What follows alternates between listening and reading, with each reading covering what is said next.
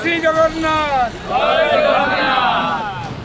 যাহা যোগে আমি শ্রীকৃষ্ণ ଥିଲେ କିଏ ଶ୍ରୀକୃଷ୍ଣ ଥିଲେ ସାରଥୀ ସେମିତି ବିଶ୍ୱରେ ଆଜି ଆମ ସାରଥୀ ହେଉଛନ୍ତି ଆମ ଡ୍ରାଇଭର ସଂଘ ଭାଇମାନେ।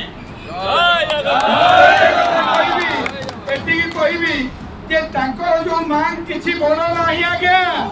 ସେ ଡ୍ରାଇଭର ହେବେ, ଗାଡ଼ି ଚଲାଇବେ, ଯଦି ଧକ୍କା କିଏ ପଶିକି ହେଲା ସିଏ ଟଙ୍କା ଦେବେ, ଜେଲ ଯିବେ। ଇଏ କୋଉଠିକା ନାହିଁ, କୋଉଠିକା ଆଇନ।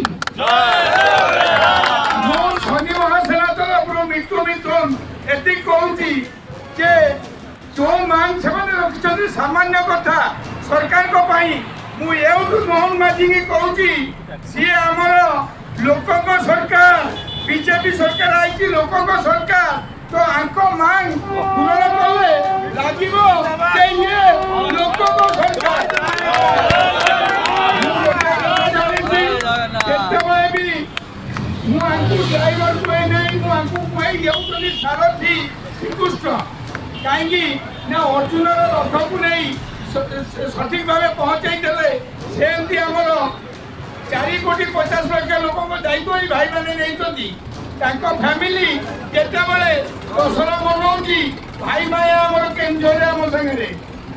ତେଣୁକରି ମୁଁ ଏତିକି କହିବି ସରକାରଙ୍କୁ ମିଠୁ ମିଥୁନ ଆଉ ଶନି ମହାସେନା ମୁଖ୍ୟ ହିସାବରେ ଆପଣ ଯଦି ଠିକ ହିସାବରେ ନ କରିବେ ଆମେ ଏଇ ଆନ୍ଦୋଳନକୁ ତୀବ୍ର କରିବୁ ଏବଂ ବହୁତ ଲୋକ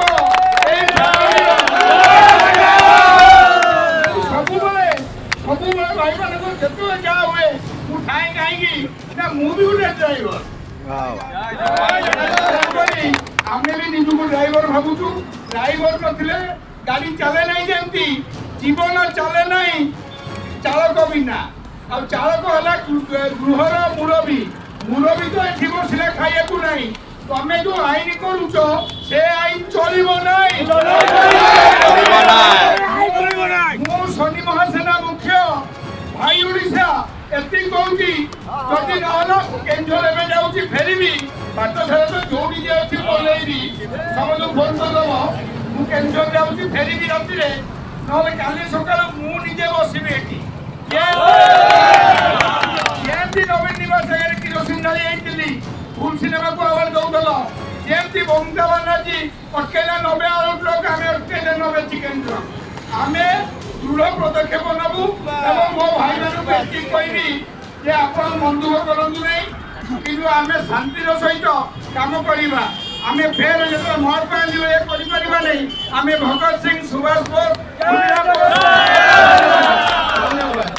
ଆମ ସମ୍ପୂର୍ଣ୍ଣ ନ୍ୟୁଜ୍ ଓଡ଼ିଆ ଚ୍ୟାନେଲକୁ ଲାଇକ୍, ସେୟାର ଏଣ୍ଡ ସବସ୍କ୍ରାଇବ୍ କରିବାକୁ ଜମାରୁ ଭୁଲିବେ।